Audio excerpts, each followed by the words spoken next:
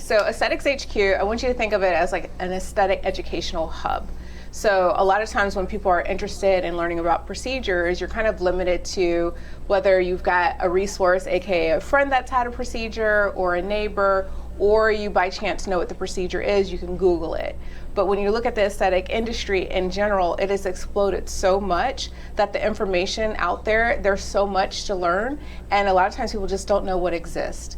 And then Aesthetics HQ, what I decided to do was make this an educational hub so that people can come learn about the procedure, find different services, and each service on the Aesthetics HQ page has a targeted provider search. So not only am I educating you by medically vetted information, we've got content that has been reviewed by doctors. We have me, who I've been in the aesthetic industry almost 20 years, was a previous clinical professor at the University of Florida, and I'm also a national Galderma trainer, so I'm really embedded in the educational aspect of things.